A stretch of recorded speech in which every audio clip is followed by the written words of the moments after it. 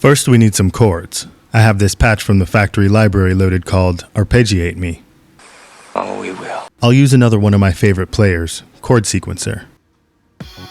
Let's try this Arena preset in the key of F.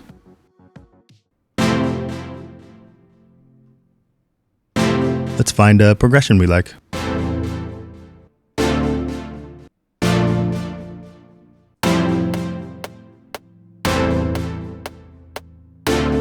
Now we'll add a dual arpeggio with the initialized patch and press play. Yep, it's an arpeggio, and it's a bit messy. But what's really happening here? Let's use this hold button and hit the first chord, this F major 9. It'll keep playing that chord for me until I hit another or hit the hold button again. You can see in the chord sequencer window that this chord has 6 notes: F, A, C, E, G, and another C on top. As I hold the chord, you can hear dual arpeggio cycling through the notes from lowest to highest in pitch in sync with our tempo, moving through them in 16th notes. We can change the rate here with a range of 1/64th note up to an arpeggio that takes 8 bars to complete. There's also this shuffle setting, which will sync up to the global shuffle setting you have in the regroove mixer. If we change this octave parameter to 2 octaves, the pattern becomes twice as long and covers the notes you play in over 2 octaves. It cycles 3 times over 3 octaves on this setting, and 4 cycles over 4 octaves for this setting. If we move this shift parameter up to 1, then we have shifted the pattern over by 1. In this case, as I hit the F major, the pattern starts in the A, the second note, as opposed to the F, and so on as you shift either forward or even backward through the 16 total steps available.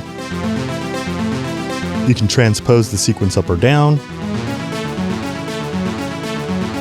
This is the gate parameter. Use this to scale the length of the notes. You can tell dual arpeggio to cycle downwards in pitch, up and down, and even randomly.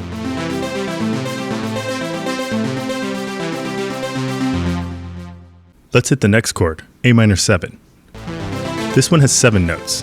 You can see dual arpeggio created 7 steps and is cycling through them. Same with these 6 notes. And these 7.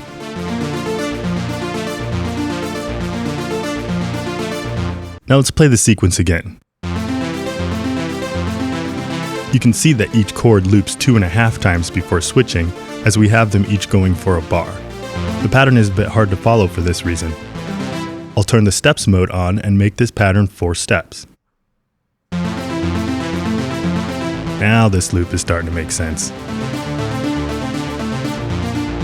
I'm getting only the first 4 notes of each chord though.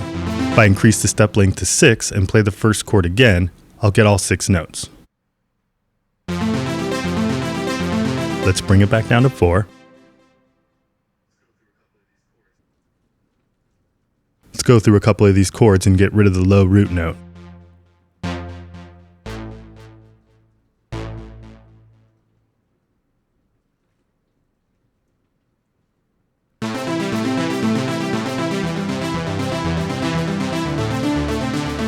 So you can edit the arpeggio by editing the incoming notes.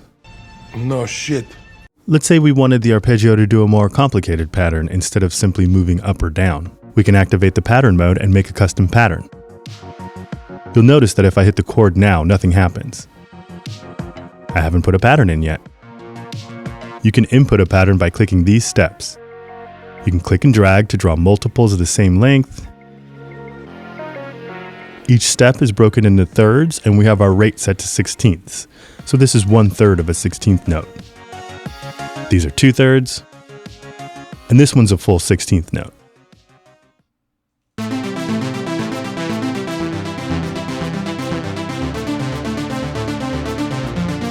Here's what we had before.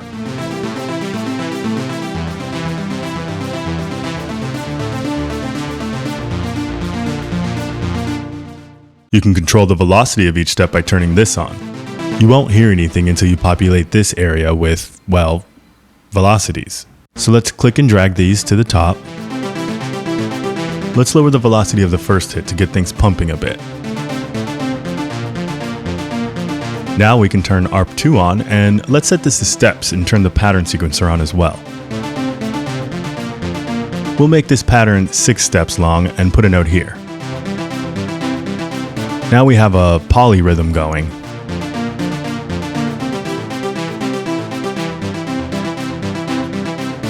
We'll turn this off.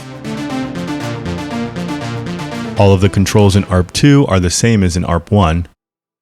These boxes here allow you to set a note input range that the ARP will react to. You can set the range by clicking and dragging up or down, or, let me turn this off, or by pressing a key on your keyboard and then pressing the Learn button. Now, ARP 1 will ignore notes below C-2 and above C3. ARP 2 has its own note range controls. This is handy if, say, you want to be able to play a solo over your arpeggio. Turn this back on. Okay, let's get this arpeggio into the sequencer as notes. There are 2 ways to handle this. I can set up the loop braces. We have a 4-bar loop here. Then I'll go to the top of the players and hit the Send to Track button. The players have been deactivated and the MIDI is in our sequencer. The other way to get the MIDI into the sequencer is to use the Direct Record feature. This will record the notes coming out of the players into the sequencer. Handy in this case because I want to use the gate length parameter to lengthen the notes at the end of the phrase. I'll hit record on the sequencer.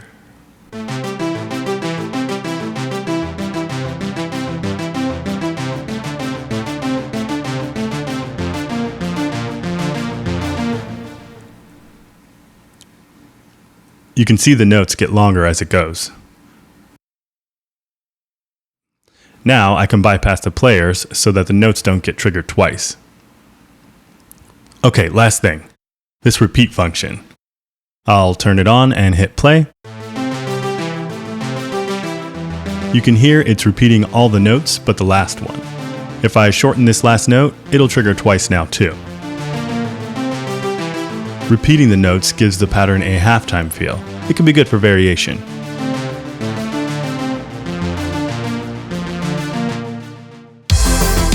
So there you have it. Everything you need to know about Dual Arpeggio. If you like the track you're hearing right now, I made it using the ARP we made here in this video. Hit the comments if you'd like to see a video breaking this track down. I use some pretty cool techniques, including parallel processing, some cool synthesis tricks, a really cool reverb technique, and more. I'm sure you'd pick up some tricks. Anyway, let me know. Hit the like button and the subscribe button. Have a good one.